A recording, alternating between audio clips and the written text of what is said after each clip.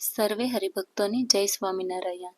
આજના વિડીયોમાં જોઈએ કે નીલકંઠ વર્ણી પ્રભુ એ લોજની વાવે સર્વપ્રથમ ક્યારે પધાર્યા એ વિશે. ભારત જેવા વિશાળ દેશમાં સૌરાષ્ટ્રના એક કાંઠા ઉપર આવેલું લોજ ગામ એ એક બિંદુ સમાન પણ ન ગણાય, છતાં એ ભાગ્યવંતી ભૂમિ ઉપરથી ભગવાને પોતાની મોક્ષપ્રદ લીલા વિસ્તારવાનું વિચાર્યું. તીર્થયાત્રા દરમિયાન નીલકંઠ વર્ણી ક્યાંય ન અટક્યા, એ લોજપુરમાં આવીને અટક્યા. કેમ તો કે અહીં સાધુઓ હતા, તે એમના સંદેશાઓને ઝીલી શકે એવા સમર્થ હતા. અહીં ભગવાન ગમે તેવી મનુષ્ય લીલા કરે, છતાં એમાં મનુષ્ય ભાવ ન આવે એવા મુમુક્ષોનો લીલોછમ ઘેરો હતો. શ્રી હરિ 11 વર્ષ 3 માસ ને 1 દિવસ ઘેરે રહ્યા. 7 વર્ષ 1 માસ અને 11 દિવસ વન વિચરણ કર્યું. પછી સંવંત 1856 શ્રાવણ વદ છઠ તારીખ 21 ઓગસ્ટ 1799 ને બુધવારે સવંગકારે નીલકંઠ વર્ણી લોજ પધાર્યા. જ્યારે લોજમાં પધાર્યા ત્યારે તેમની ઉંમર માત્ર 18 વર્ષ 4 માસ અને 12 દિવસની હતી. લોજ ગામના પશ્ચિમ ગોંદરે એક વાવ છે, જેને આજે મુક્તિ વાવ કહે છે. વર્ણી રાજે ત્યાં આવી અને એ વાવમાં સ્નાન કર્યું. પછી નિત્યવિધિ પરવારી વાવના કાંઠે વડ નીચે મોટી શિલા ઉપર અનંત કોટી બ્રહ્માંડના સ્વામી એ ધ્યાનમગ્ન સ્થિતિમાં બેઠા. એ વખતે વર્ણી રાજના રૂપમાં અદ્ભુત શોભી રહ્યા હતા. પદ્માસન વાળ્યું હતું, નાસાગ્ર દ્રષ્ટિ હતી અને દર્શન કરનારા લોકો જોતા જ એમાં તલ્લીન બની ગયા. આજે એ વડ ભાગ્યશાળી બની ગયું. જેને ભગવાનનો સંબંધ થાય એ દિવ્ય બની જાય છે. જેની અલૌકિક દ્રષ્ટિ હોય એ જ આ વાત યથાર્થ સમજી શકે છે.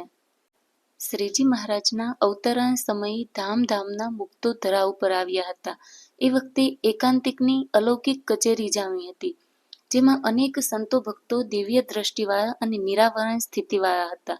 આ દિવ્ય દ્રષ્ટિવાળા સંતોને જે દિવ્યતા દેખાણી, અનુભવાણી, તે તેમણે પોતાની કલમે કંડારી છે.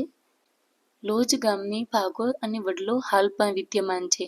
આપણે ત્યાં જઈને તેને જોઈએ તો આપણને કોઈ અલૌકિકતા ન અનુભવાય, કેમ કે આપણે સ્થૂળ દ્રષ્ટિવાળા અને માયિક બુદ્ધિવાળા છીએ.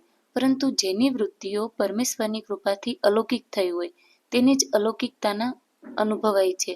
દેહનિષ્ઠને દિવ્યતામાં પણ માયિકતા દેખાય છે અને ભગવદ નિષ્ઠની માયિક વસ્તુમાં પણ ભગવાનના દર્શન થાય છે. વર્ષોથી સદ્ગુરુ શ્રી રામાનંદ સ્વામી જેને પામવા માટે સદાવ્રત આપતા હતા, એ સદાવ્રતના જમનારા આજ અહીં પધાર્યા છે. જેણે જેણે સદાવ્રતમાં નાની મોટી કંઈ પણ સેવા કરી એનો પરિશ્રમ આજે સફળ થયો. ગુરુદેવ રામાનંદ સ્વામી બહુ વાર કહેતા કે હું તો માત્ર ડુગડુગીનો વગાડનારો છું, ખરો ખેલ ભજવનાર વન વિચરણ કરતા કરતા અહીં પધારશે.